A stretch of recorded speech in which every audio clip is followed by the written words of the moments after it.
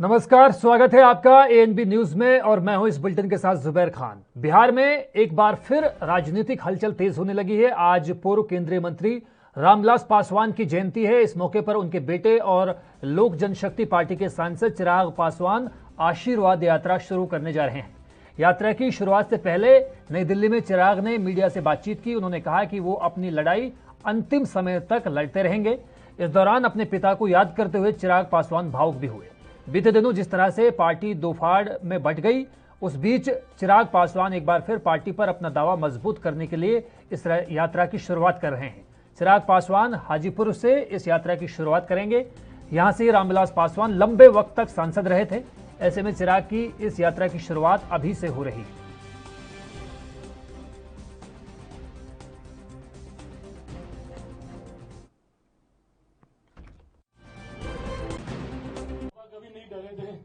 ऐसे ही मैं भी नहीं डरूंगा।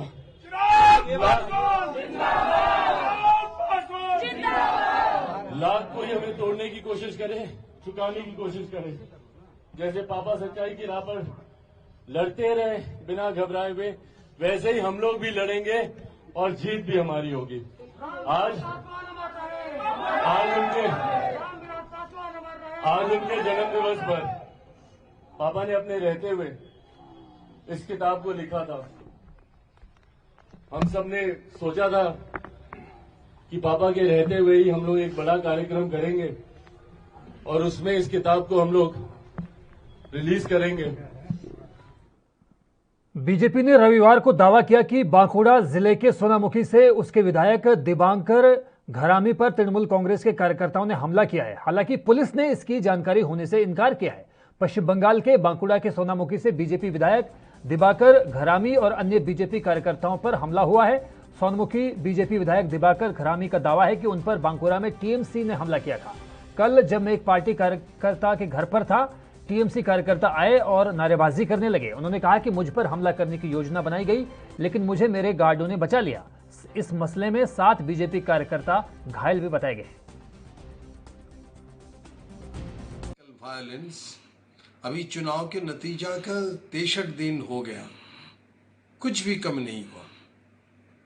हमारे बांकुड़ा जिला जहां 12 सीट में 8 सीट बीजेपी जीता है, उसी जगह में सोनामुखी का विधायक दिबाकर घरामी के ऊपर तृणमूल की गुंडाओं ने आक्रमण किया और बीजेपी कार्यकर्ता 8 कार्यकर्ता का ऊपर इतने आक्रमण हुआ कि अभी यहाँ के जो सरकार है, ये सरकार में जितने ब्लॉक मेडिकल ऑफिसर हैं जो हैं वहाँ पर, उन लोगों ने डिस्ट्रिक्ट मेडिकल कॉलेज में, डिस्ट्रिक्ट में जो हॉस्पिटल है और मेडिकल कॉलेज है वहाँ ट्रांसफर किया। इतना सीरियस कि कब तक बंद होगा। अभी जो सरकार इसको मुकाबला करना होगा, जनता की रोज।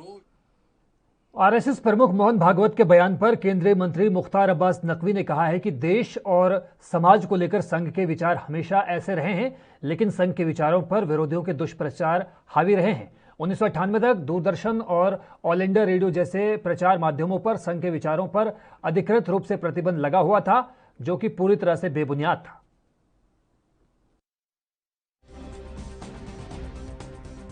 देश और समाज को लेकर के संघ के विचार हमेशा ऐसे रहे हैं, लेकिन इन संघ के विचारों पर विरोधियों के दुष्प्रचार हावी रहे हैं। और मुझे तो इस बात की खुशी है कि संघ की तरफ से तमाम ऐसे कार्यक्रम होते हैं जिसमें देश के बारे में, समाज के बारे में, सामाजिक सद्भाव के बारे में, समावेशी सोच के बारे में बार बार लोगों को जानकारी मिलती है। मुझे तो आश्चर्य होता है, 1998 तक दूरदर्शन, AIR जैसे जो प्रचार माध्यम थे, उस पर संघ के कार्यक्रमों पर, संघ के विचारों पे, संघ के किसी भी कार्यक्रम में कोई भी उनका प्रमुख व्यक्ति कुछ कहता था, उस पर प्रतिबंध लगा हुआ था, अधिकृत रूप से प्रतिबंध लगा हुआ था। सकते हैं कि केंद्रीय मंत्री मुख्तार अब्बास नकवी ने आरएसएस प्रमुख मोहन भागवत के उस बयान की हिमायत की है जिसमें उन्होंने कहा था कि हिंदू हो चाहे मुसलमान, सबका देश भारत है और तमाम लोगों का जो डीएनए है वो एक है।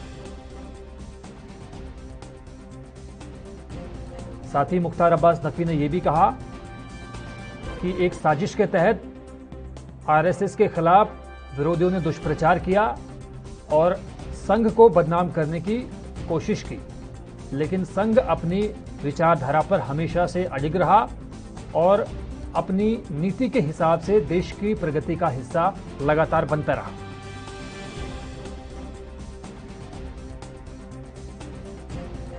तो केंद्रीय मंत्री मुख्तार अब्बास नकवी ने आरएसएस प्रमुख मोहन भागवत के उस बयान की वकालत की है जिसमें उन्होंने कहा था कि भारत के तमाम नागरिकों का डीएनए जो है वो एक है।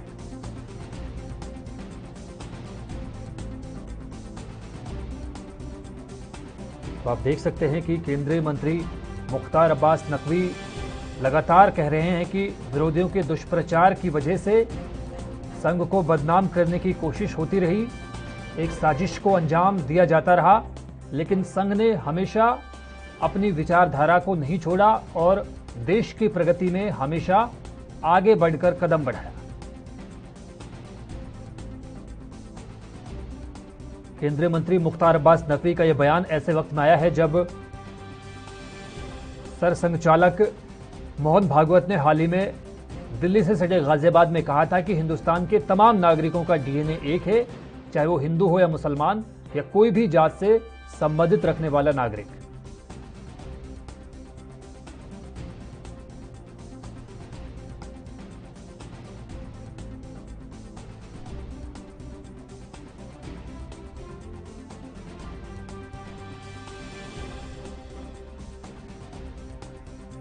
तो आप देख सकते हैं कि मुख्तार अब्बास नकवी ने एक बड़ा बयान दिया है।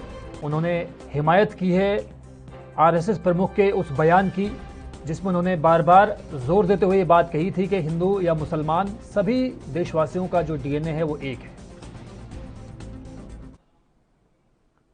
यूपी के फिरोजाबाद में कलश विसर्जन करने आए 4 श्रद्धालु गंगा में डूब गए। वहीं 2 लोगों को स्थानीय लोगों ने सकुशल निकाल लिया और 2 लापता श्रद्धालुओं की तलाश में पीएसी और स्थानीय गोताखोर जुटे दिखे। जानकारी के मुताबिक श्रद्धालु फिरोजाबाद जनपद के गांव हिम्मतपुर के रहने वाले हैं।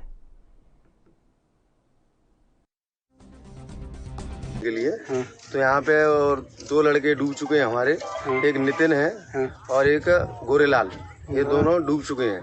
यहाँ के लोकल लोग उनको ढूंढने का प्रयास कर रहे हैं, अभी तक कुछ मिलने की कोई पता चला नहीं है उनका। कितने डूबे थे?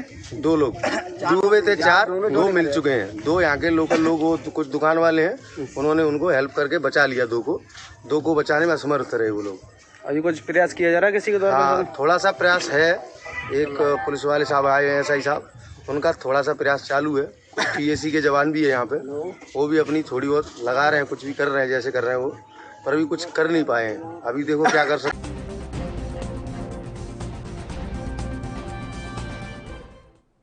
देश में कोरोना वायरस की रफ्तार पहले के मुकाबले अब धीमी पड़ रही है। देश में पिछले 24 घंटों में कोरोना के 39,796 नए मामले सामने आए हैं। वहीं 723 लोगों की मौत भी हुई है। देश में पिछले 24 घंटों में कोरोना वायरस की वजह से 14,81,583 वैक्सीन लगाई गई। भारतीय चिकित्सा अनुसंधान परिषद ने बताया कि भारत में कल कोरोना वायरस के लिए 15,22,504 सैंपल टेस्ट लिए गए, जिसके बाद कल तक कुल 41,97,77,457 सैंपल टेस्ट लिए जा चुके हैं।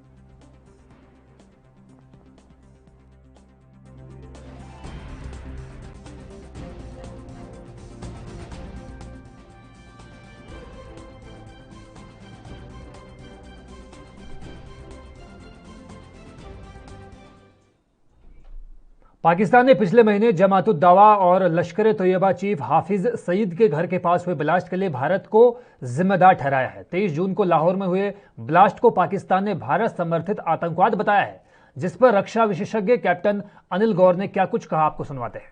जो है वो अब ऐसे क्लेम करना शुरू हो गया है जो बिल्कुल अनबिलीवेबल से हैं और दुनिया में कोई भी इसको मानता नहीं, क्योंकि भारत की छवि जो है वो सबको पता है कि किसी वो दूसरे देश के अंदर ना वो इंटरफेयर करता है ना वो इस हिसाब के कार्य करता है। अगर भारत इस टाइप के कार्य करने होते तो अभी तक पाकिस्तान जो है 5 टुकड़ों में हो गया होता, क्योंकि Balochistan, Sindh, North West Frontier Province वगैरह में जिस हिसाब से अनरेस्ट चल रहा है उसको भारत जो है बिल्कुल मैं कहूँगा सपोर्ट करता और पाकिस्तान अभी तक नहीं रहता, पर भारत ने नहीं उसमें भी नहीं किया और ना ही इसमें किया। ये जो ब्लास्ट है, जो हमारे सूत्रों के हिसाब से ये ब्लास्ट जो है ये इंटरनल ब्लास्ट है पाकिस्तान के मिलिटेंट ऑर्गेनाइजेशन का, क्योंकि अब हाफिज सईद एक लाइबिलिटी बन गया पाकिस्तान के लिए, क्योंकि FATF के अंदर ब्लैकलिस्ट से बचता बचता पाकिस्तान हमेशा ग्रे लिस्ट में रह रहा है, क्योंकि हाफिज सईद की ऑर्गेनाइजेशन की वजह से। और इसीलिए अब या तो ISI के ये प्लान था या और किसी मिलिटेंट ऑर्गेनाइजेशन का प्लान था इसको एलिमिनेट करने का, ताकि पाकिस्तान को अब दुनिया के अंदर एक अच्छी छवि दिखाई जाए। इसलिए पाकिस्तान को अपने गिरमा में देखना। कर्नाटक के रामनगर जिले स्थित कोंकणी डोडी गांव में एक शख्स गलती से पाइपलाइन में फंस गया, जिससे दमकल की एक टीम ने रेस्क्यू कर लिया। बताया जा रहा है कि राजन्ना नामक एक व्यक्ति जब पाइपलाइन लगाने गया तो वो गलती से पाइपलाइन में ही फंस गया। वो आधे घंटे तक इसी पाइपलाइन में फंसा रहा। घटना की सूचना मिलने पर दमकल कर्मी मौके पर पहुंचे और राजन्ना को पाइप से बाहर निकालने के लिए अभियान चलाया गया। कर्नाटक के उप मुख्यमंत्री डॉक्टर CN अश्वत्थ नारायण ने बचाव अभियान में शामिल रामनगर जिले के अग्निशामकों को बधाई दी है।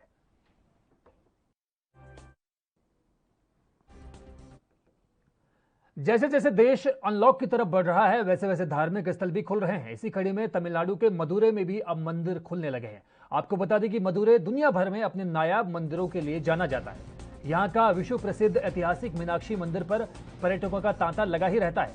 मां मीनाक्षी भगवान शिव की पत्नी पार्वती का अवतार और भगवान विष्णु की बहन भी है। इस मंदिर में मां मीनाक्षी की पूजा बड़े ही हर्षोल्लास के साथ पूरे दक्षिण भारत में करने की एक पुरानी परंपरा है। हिंदू पौराणिक कथानुसार भगवान शिव सुंदरेश्वर रूप में अपने गणों के साथ पांड्य राजा मल्लध्वज की पुत्री राजकुमारी मीनाक्षी को विवाह रचाने मदुरै नगर में आए थे।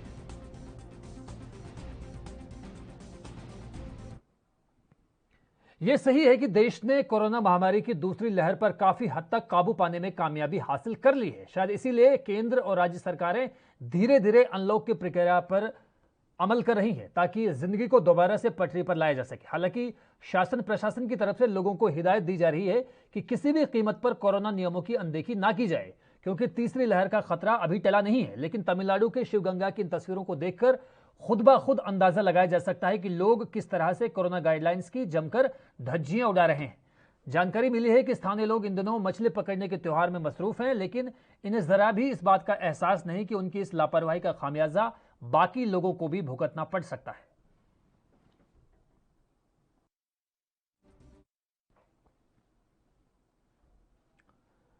बॉलीवुड के महानायक अमिताभ बच्चन अपनी फिल्मों के अलावा सोशल मीडिया पोस्ट को लेकर भी काफी चर्चा में रहते हैं। वो अपने चाहने वालों के साथ जुड़े रहने के लिए अक्सर अपने विचारों और संदेशों को कविताओं के रूप में पेश करते रहते हैं। ऐसे में अब एक बार फिर से बिग बी ने फैंस के साथ अपनी एक खूबसूरत कविता पोस्ट की है। अमिताभ ने इसमें अपने प्रशंसकों और अनुयायियों से चल रही महामारी के बीच कोरोना वायरस के खिलाफ एहतियात बरतने का अनुरोध किया। हिंदी में लिखी गई कविता को शेयर करने के लिए बिग बी ने ट्विटर का सहारा लिया। उन्होंने अपनी कविता में लिखा, सुनो सुनो ए दुनिया वालों, ये वायरस घर ढूंढ रहा है और उसका घर है इंसान के फेफड़े। फेफड़े खबरदार, दरवाजा खिड़कियां सब बंद कर दो, घर में घुसने ना दो।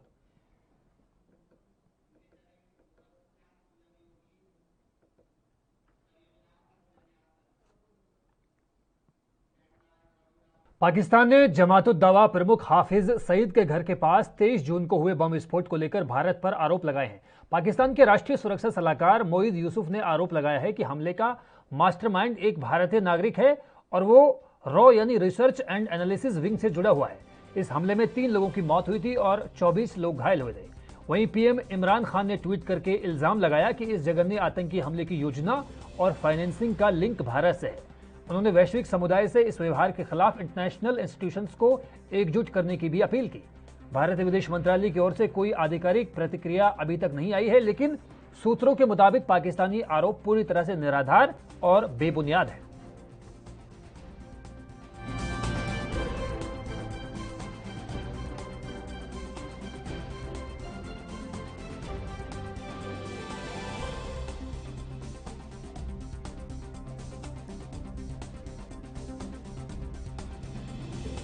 के घर के पास 23 जून को हुए बम विस्फोट को लेकर भारत पर इल्जाम लगाए हैं, लेकिन सूत्रों ने इन तमाम खबरों को पूरी तरह से निराधार और झूठ बताया है। तो फिलहाल इस बुलेटिन में बस इतना ही। मुझे दीजिए इजाजत। नमस्कार।